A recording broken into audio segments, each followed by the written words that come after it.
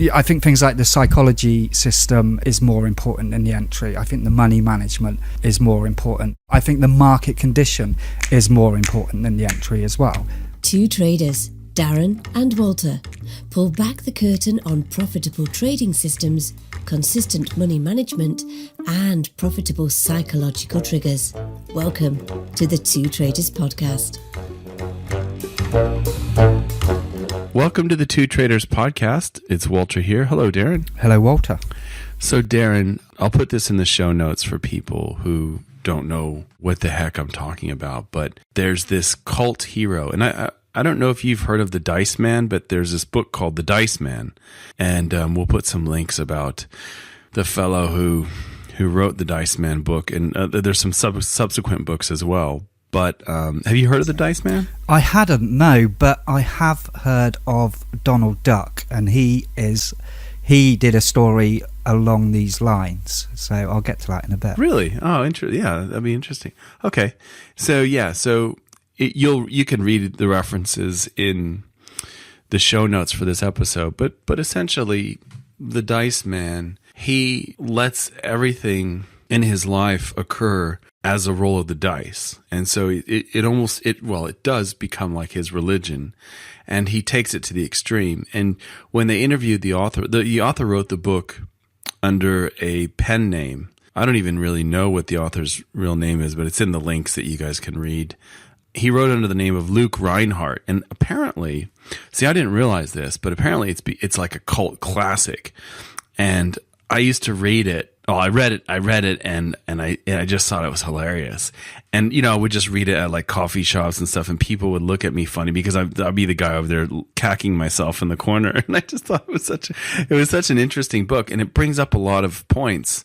Like, it's quite deep, actually. And it was the only reason I even read it. I don't read a lot of fiction, but the reason why I read it was because I went into one of those bookstores where they have like, the staff there will put little cards, like they'll tape little cards to the certain books and say, I recommend this book. If you like books like this, you'll like this book. And that book was flagged by one of the staff. And so that's why I picked it up and read it. And then I read some of the other books that he had written as well under that pen name. And I thought they were brilliant. But the reason why I bring it up is because, obviously, to link it back to trading, this guy is basically living essentially. He doesn't really care what he's going to do. He just knows that typically what the rules would be is that he would have a 6-sided die and he would roll it, and there would be 5 things on there that he would do that were kind of like, he didn't really matter which one of those came up, and then one of them that he really didn't want to do. Sort of, that would be the 6th one.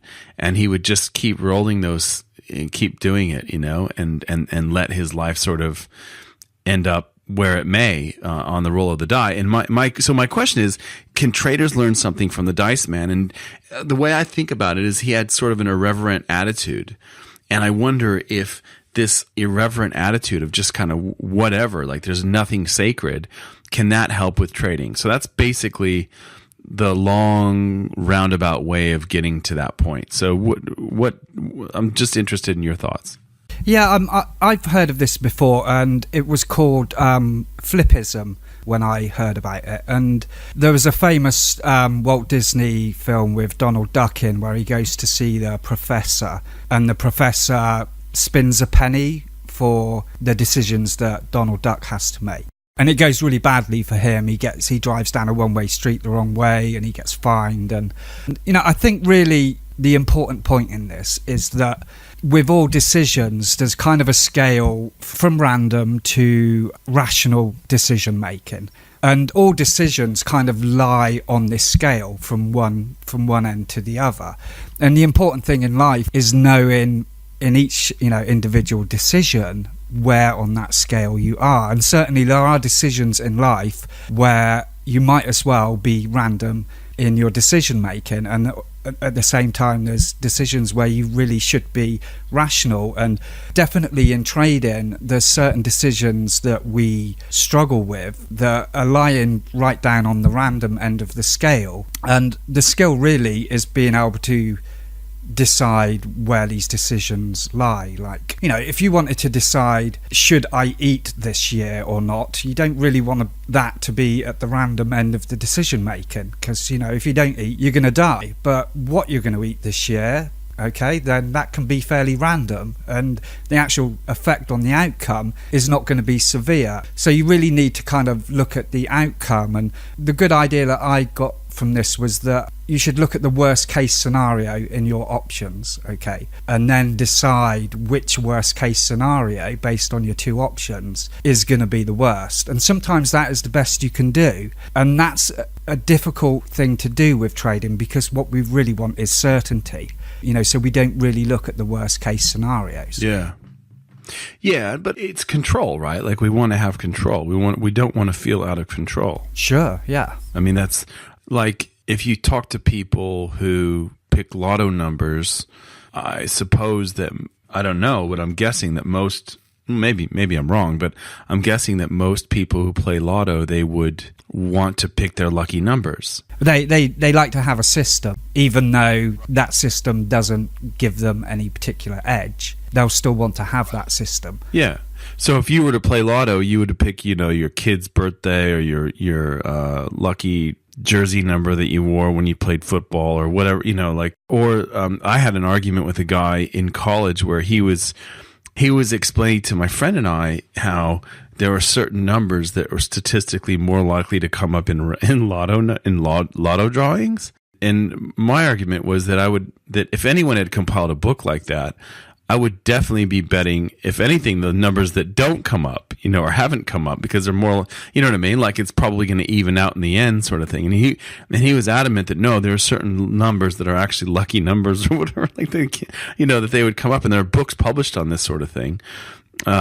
Which I thought was fascinating. Yeah. Well, I definitely wouldn't have a system for picking lottery numbers. That's one thing that I definitely would not do, because from the one time that you don't buy the ticket, you'll know what those numbers are if they come up. Whereas if you're completely random, then you're at least protecting yourself from that. Yeah. The worst case scenario in the lottery is knowing that you could have won it and you didn't play. That is the worst case scenario. Yeah. Yeah. Well, it's like trading. I mean, the worst pain in trading is the trade going and you forgot to enter it or whatever. You forgot to put it in your platform and it just takes off. I think that's a much more painful trade than the one where you get in and it stops you out. You know what I mean? That sort of thing. I think that it's the missed opportunity that we as traders, we're drawn to opportunities, and it's the same sort of idea. But I just wonder if there's a larger percentage of lotto players who play their own lucky numbers, or just do let the machine pick my numbers sort of thing at random. You know what I mean? Like, it seems like, I would guess that more people would choose their own numbers than there would be a proportion who say, oh, well, it's all random, it doesn't matter, just whatever numbers I just want to play. Yeah, I'd agree, and I'd also argue that most of the people that pick random numbers are doing it just because they're lazy. Right. Yeah. I'm sure there's some people out there that understand the probabilities and statistics and will just pick a random set of numbers. But at the same time, most of those people probably are not going to be buying lottery tickets anyway when they understand the odds. Exactly, because it's a tax. Because lottery is a tax on people who are not good at math. Yeah. Or they're not good at making rational decisions. I mean, I imagine there's a lot of people who play the lottery are really smart. But they know what the odds are. But that slim chance, and that maybe something's so bad in their life that they're still going to go for it. Well, that's the thing. I mean, with lotto, like a lottery, your odds of winning are nearly zero. Like, it's as close to zero as possible. However, if you don't play, they are exactly zero. So it's one of those things. It's one of those things where that's it. And maybe that slim odd is maybe, well, clearly so many people buy lottery tickets. Then there's a lot of people who are unhappy in their lives because they're looking for anything to try and change it. Yeah. And yet the sad thing is that that if you look, like, a lot of people who and I wrote about this in the Naked Forex book. There are some famous stories of lottery winners. A big chunk of them end up back where they started. And they say things like, "It's the worst thing that ever happened to me," blah, blah, blah. It's like a curse. And they want it to go away. They just wish it never happened to them. There's a famous story, the Spanish farmer guy. He thought he was picking his numbers because of a mathematical system, but he'd actually added the numbers up wrong, and he still won. And he still believed it was his system that made him win. It was brilliant. It was like the biggest Spanish lottery of all time as well. Really? Oh, that's fascinating. So people explained to him that he actually executed his system in the wrong manner, but he was adamant that that's why he won. He didn't even realise that he'd executed it wrong. He did an interview on the news and he explained his system, how he came up with his numbers, and then it was glaringly obvious that he'd added them up wrong. It was real simple 7 + 4 or something, and he'd got it wrong. But he still believed it was his system that made him win. That's awesome. That's awesome. Oh, that's funny. So thinking about, so the way that you're looking at the dice man who lives by random, and by the way, the author, he admitted that that's how he met his wife, where he was driving in his car or his truck or whatever, and he saw some girls walking on the side of the road, and he said, I think he had a coin or something, and he flipped it, and he said, if it lands on heads, I'll turn around and go back and talk to those girls. If it lands on tails, I'll keep driving, or something like that. And that's basically the story of how he met his wife. It landed on heads, he turned around and he started talking to the girls and whatever. So you're saying that you think that the biggest thing that we can learn from a trading point of view from this sort of life, this random living, so to speak, is that you're identifying that some decisions that you make doesn't really matter what you choose, and other ones are a little bit more important. Is that the basic idea? Yeah, it's certainly some decisions being very rational is going to help you, and in some decisions, a random decision is just as good as any other. And the important thing to do is to be able to group those decisions in which ones require you to be rational and which ones it's not really going to help. So how do you know? Well, the only way you really know is by data, Mm-hmm.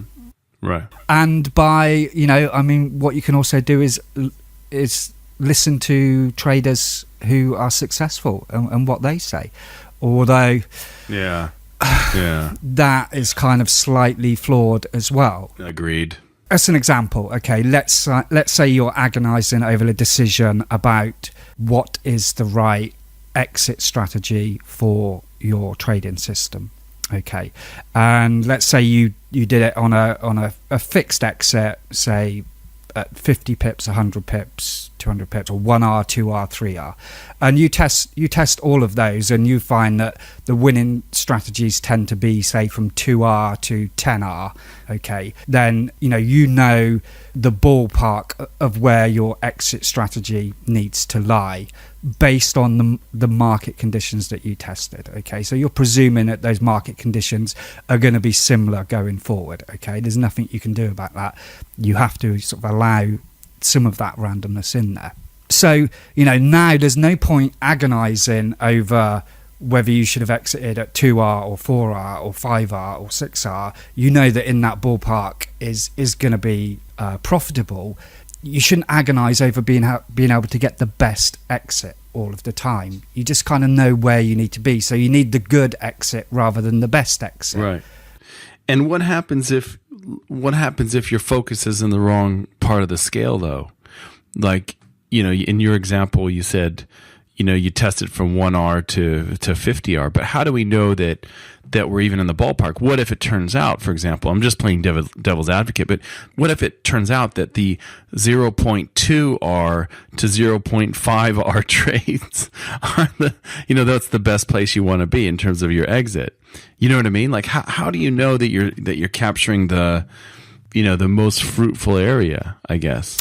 Well, that you never know that, because you never know that, and you shouldn't really be looking for that. You should be looking for a good system, not the best system, because there's so many variables in play that in the period you tested, the best system is not necessarily going to be a good system. It's not necessarily going to be robust. As you never know that, you kind of have to allow for that variance. Yeah, no, I agree.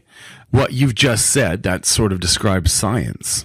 Science believes that the way that you discover information is through the scientific method, and you hold some variables constant and you randomly assign others. And the belief is that we're basically controlling or explaining or statistically restraining all of the variables that are affecting the outcome of the study, and then we know, that's why they do double blind and all that. But the truth, the reality is we could be wrong. It might not matter that the person who gives you the sugar pill or the drug pill doesn't know whether or not it's a sugar pill or a drug pill. It might not matter that they are the same size, same weight, that everything is the same and everything is double blind and all that in the typical double blind study.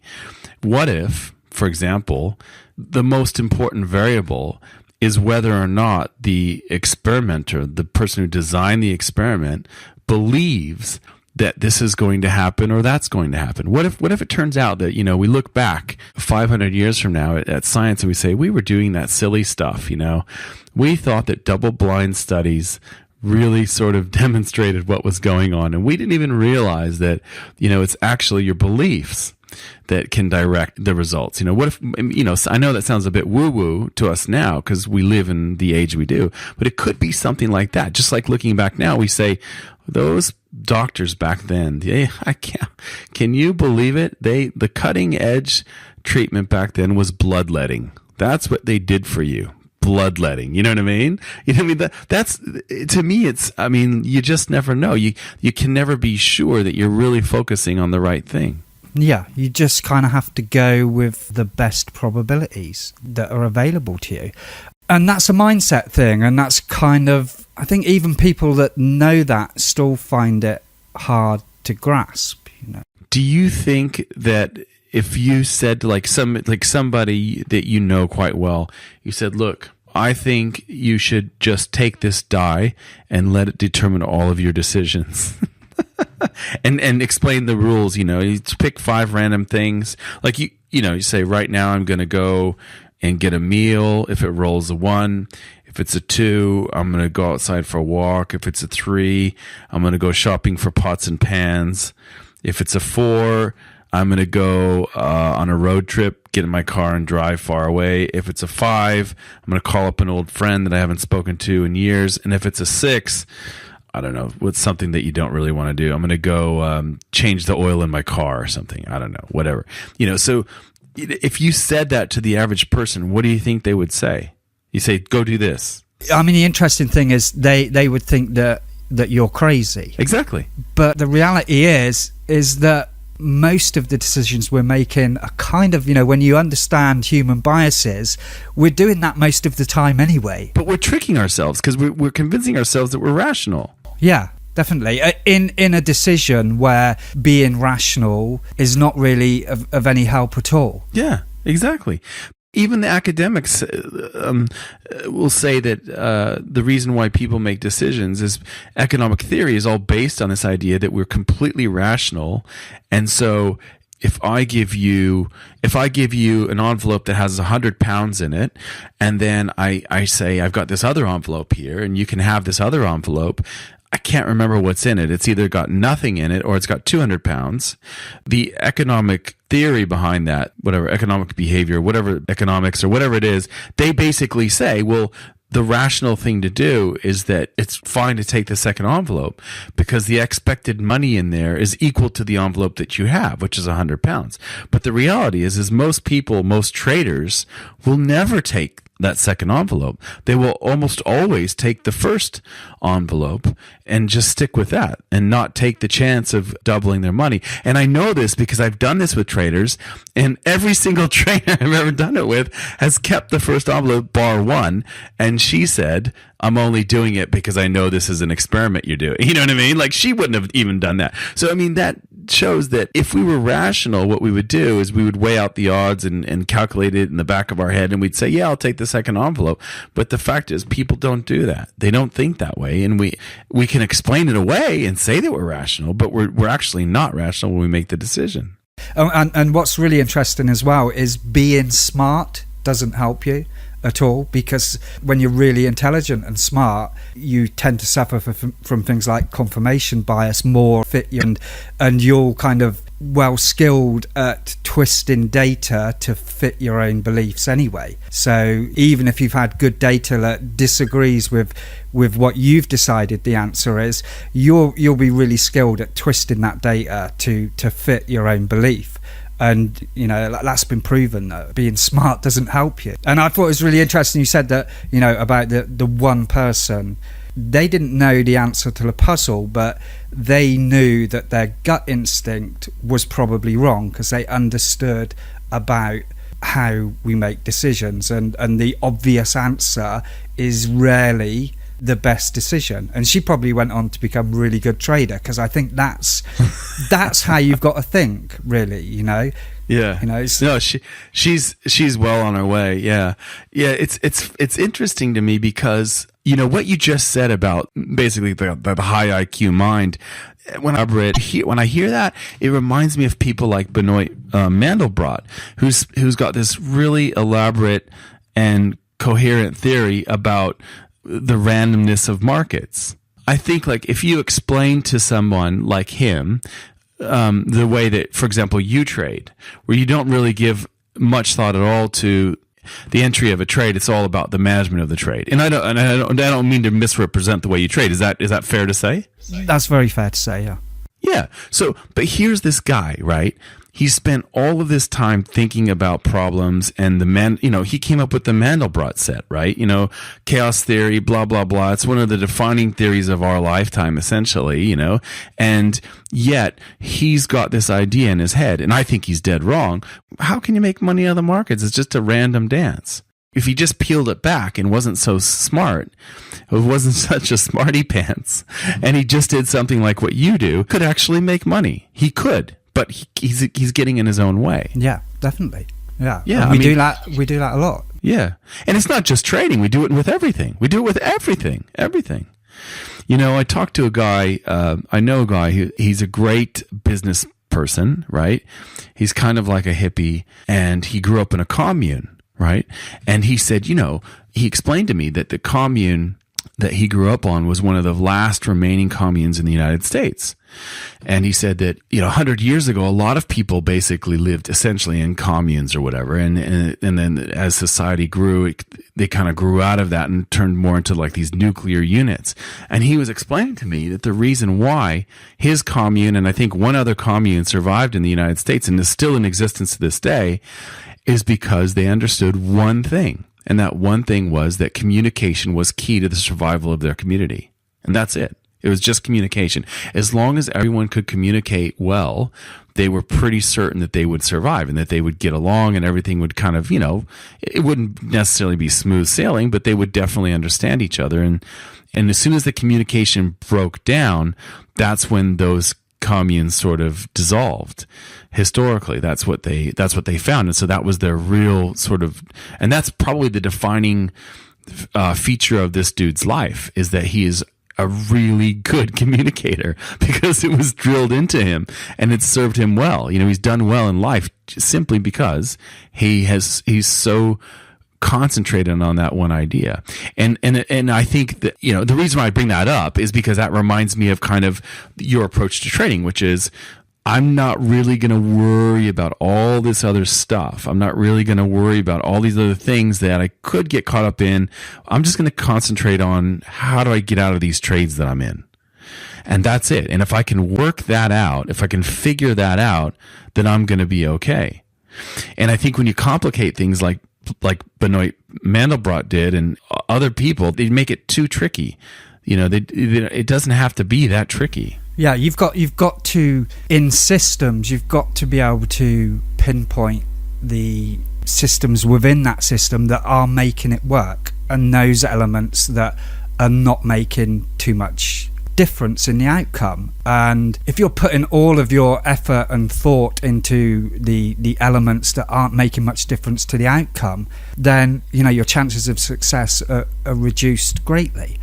For me, it's the management of the trade, but that isn't the only thing. I'm not saying that the entry system has no effect, but I believe it has a much greater effect to focus on the management of the system, the money management of the system, how you exit your trades, how big your losers are, how big your winners are, and the amount that you risk on the trades. To me, that is the cornerstone. It's not the only thing, but that's where my focus lies.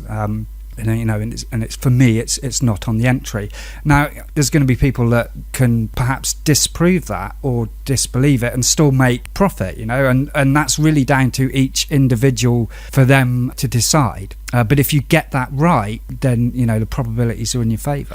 Yeah. So let me ask you this: do you think that if someone made dice man decisions with their trading, just roll the dice, buy, sell, or whatever, do you think that they could make money? It's possible for them to make money using the die as an entry. So I guess you could use a coin, really, like buy or sell, or maybe, buy, sell, or nothing, or whatever, like three possibilities. Yeah, well, I mean, there's the very famous study was Tom Basso, who did a study on a random entry, and he proved that it could make money with a good money management, a good exit system, and then that was repeated by some guys in Holland, I think, as well, and they agreed with the study. And whenever I've seen studies on random exits, then they've never produced profit. So yeah, I definitely think with regards entry, it could be used, but the important thing to get from it as well, even if you buy into that, is that then that can be improved with an entry system as well. So it's really important to stress, because this is the problem when you suggest this, people don't buy into it because they see that certain entry systems have an edge. And it's important to make it clear that you're not saying the entry system is pointless. What you're saying is it's one of the least important elements, and you shouldn't make it the most important. Yeah. Exactly. But I think things like the psychology system is more important than the entry. I think the money management is more important. I think the market condition is more important than the entry as well. So you have to put them in order for yourself and build the system around that. I wonder what the dice man would do. I guess if you took it to the extreme and say the dice man's a trader, he would probably rely on the die for his entries and his exits, and he probably wouldn't necessarily end up ahead. He wouldn't necessarily make for a good trader. But I do think that this approach, this idea of, nothing is really sacred, that you can really kind of, because here's the thing, like if you go on to a group of traders and say, I'm going to share with you a very simple system that will make money for you. Here's how it works. Flip a coin. If it's heads, you buy. If it's tails, you sell. You set the stop loss at 100 pips and you take profit at 400 pips. That's it. That's the system. Thank you very much. If you were to present that to a bunch of traders, I think the vast majority of them would look at you and say, "Are you serious? Really? That's your system?" Yeah, I think they would. Yeah, doesn't make sense. Why? I mean, that's been proven that they would. Yeah, exactly. But yet, if we talk about the cycles of Saturn, then okay, now we've got something. Yeah. And really by that statement, by even presenting that system, what you're saying is that if you have winners much bigger than your losers, then you have got a slight edge, is what you're saying. Yeah. And you shouldn't really be saying that this is a winning system. You're saying this is a money management system that can be applied and give you an edge. Then you can then go into more depth on that. Yeah, exactly. Yeah, so I recommend that traders do something like that in Forex Tester when they are wondering about trailing exits or they're wondering about reward to risk. Those are the sorts of things that make sense to me is, when you're trying to figure out, when you're thinking a lot about exits, that's a good way to sort of present it so that you have this data and you go, wow, that's amazing. I was just using a 4-to-1 exit, and that's what happened, that sort of thing. So, all right. So I guess the only reason why I wanted to bring up the Dice Man is because it's one of the famous comedians in the United States. His name was, when I was growing up, his name was Andrew Dice Clay. And I didn't realize that the reason why he had taken that name, Andrew Dice or Dice Man or whatever, it was Andrew Dice Clay, was because he was a big fan of the Dice Man. And then, he kind of had this sort of, devil may care attitude on when he was on stage. And he was really popular when I was probably, 12 or 13 or something like that. And, I never realized that this was such a cult thing, that the Dice Man book. But I think it allows you to take a step back and think, like you've been saying in this episode, Darren, what are some of the things that actually do matter? And what are some of the things that are, your decision here, really, it's not that critical. And we tend to overplay things, and we kind of make up these stories. Like, if you look at most people's lives, it's like a random hodgepodge of decisions. That's why you've ended up where you are today.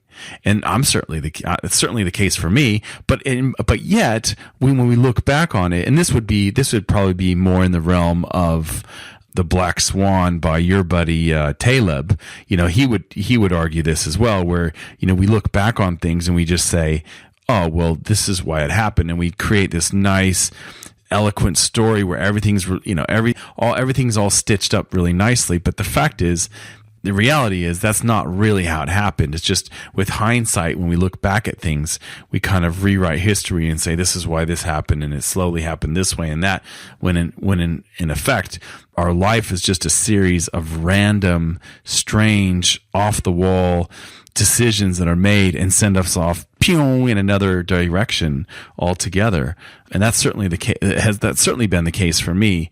But I think it's the case for most people, and perhaps we don't see it that way, but it may be that that's the truth. And that's what the Dice Man brings to the forefront for me, is this idea that, there are some really weird, random decisions that you make, and they completely change your life. And maybe that's a good thing. Maybe it doesn't matter so much. Yeah. There was an interesting psychology point on this as well, where when you've got a decision where being rational is not going to help you, and really what you hope and want, your desires are really the important thing, and you can't decide either way, and you had to decide by a coin flip. They said that once the coin was flipped and in the air, at that point you knew exactly which one that you really wanted the answer to be. The penny dropped then, when it was all on the line and the decision was about to be made. That's when your mind reminds you what the answer you wanted was. That's so interesting. It reminds me of the study of the people who jump off the Golden Gate Bridge in San Francisco, and they said all the survivors, when they're in the air about to plunge into the water, they all had second thoughts. Yeah. Well, it's like, in trading, it's like, when you're looking at a trade that's in profit and you're like, should I take profit here or should I let it run? As soon as you hit that button to close the trade, then you exactly know whether you were making the right. You could agonize over it for 20 minutes trying to decide what's the right thing to do. As soon as you hit that close, you're going to know instantly whether you did the right thing or not. And do that all of the time. When I close trades early, I'm agonizing over it, I'm weighing up all the probabilities, I'm looking for the rational answer, and there isn't a rational answer, and then I'm going to close it, and as soon as I hit that close, I know instantly I've done the wrong thing. And I couldn't get to that point beforehand, and the reason is because it's uncertain. You don't know, there is no right answer, and that's why you're doing that turmoil in your head. And if you can get good at spotting when that turmoil is going on, then you'll get really good at spotting the decisions where really you're best just to resort to your system. Okay, this is what your system said at that is, just do what the system says, because your mind is not going to give you the answer. And if you can get good at that, then you can improve your trading. No doubt. Well, thanks so much for your time, Darren. This has been an interesting couple of episodes. I really appreciate it. Yeah, I'm going to check that book out, definitely. Good. Let me know what you think. Thanks. Cheers, Walter. Bye.